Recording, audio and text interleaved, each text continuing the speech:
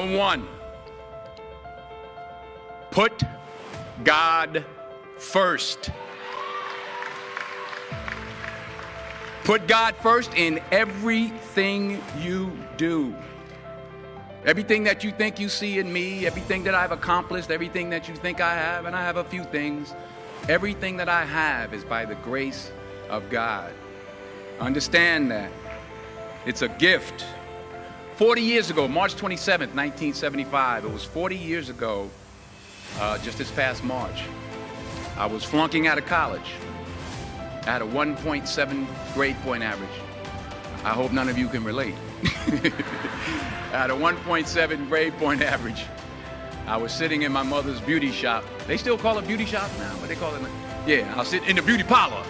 I was sitting in my mother's beauty parlor, and I'm looking in the mirror, and I see behind me this woman under the dryer. And every time she looked up, every time I looked up, she was looking at me, just looking me in the eye. And I didn't know who she was, and I said, she said, somebody give me a pen, give me a pencil, I have a prophecy. March 27, 1975, she said, boy, you are gonna travel the world and speak to millions of people. Now mind you, I was flunked out of college. I'm thinking about joining the army. I didn't know what I was gonna do, and she's telling me I'm gonna travel the world and speak to millions of people. Well, I have traveled the world, and I have spoke to millions of people. But that's not the most important thing, the success that I had. The most important thing is that what she taught me and what she told me that day has stayed with me since. I've been protected, I've been directed, I've been corrected. I've kept God in my life, and it's kept me humble. I didn't always stick with him, but he always stuck with me. So stick with him in everything you do.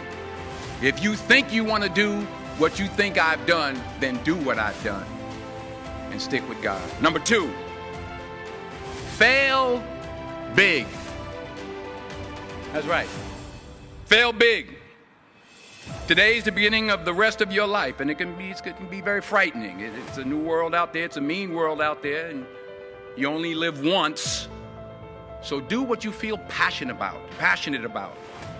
Take chances professionally.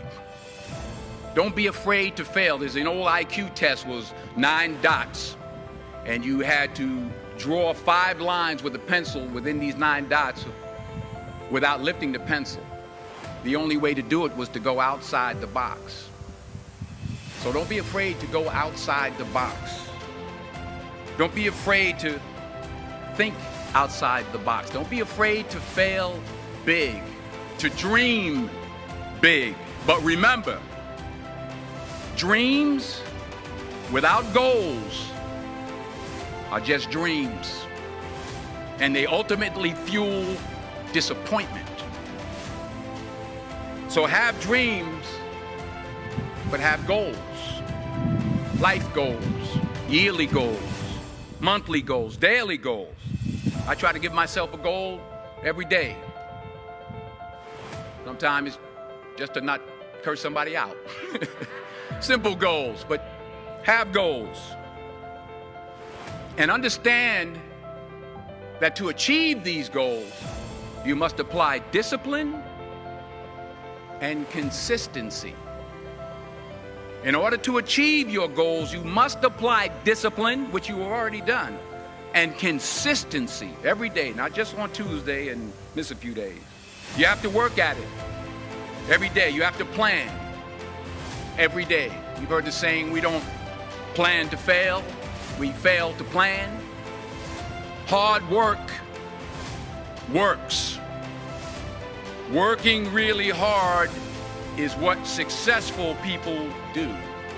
And in this text, tweet, twerk world that you've grown up in, remember, just because you're doing a lot more doesn't mean you're getting a lot more done.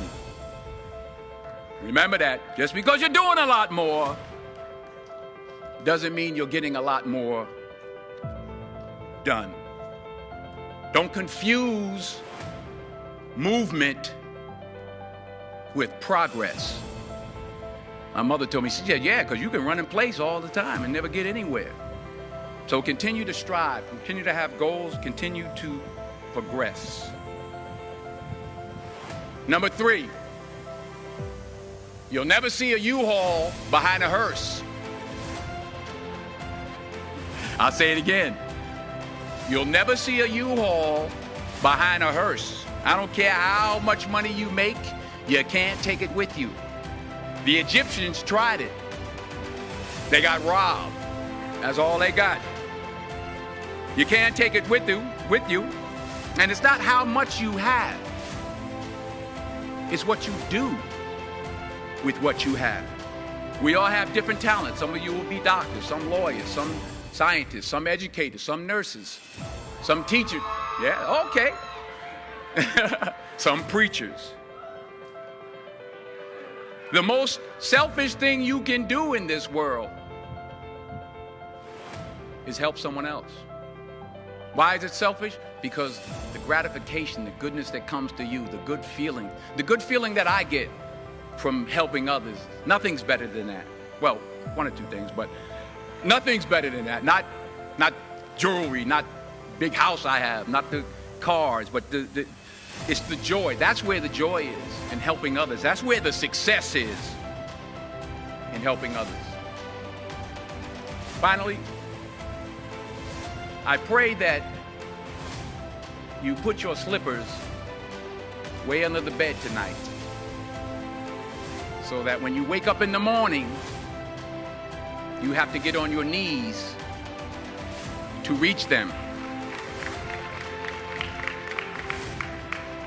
And while you're down there, say thank you for grace.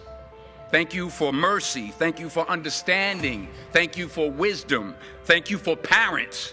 Thank you for love. Thank you for kindness. Thank you for humility. Thank you for peace. Thank you for prosperity. Say thank you in advance for what's already yours. It's how I live my life. That's why I am, one of the reasons why I am today. Say thank you in advance for what is already yours. True desire in the heart for anything good is God's proof to you, sent beforehand to indicate that it's yours already. I'll say it again. True desire in the heart, that itch that you have, whatever it is you want to do, that thing that you want to do to help others and to grow and to make money, that desire, that itch, that's God's proof to you, sent beforehand already to indicate that it's yours. And anything you want good, you can have. So claim it. Work hard to get it. When you get it, reach back. Pull someone else up.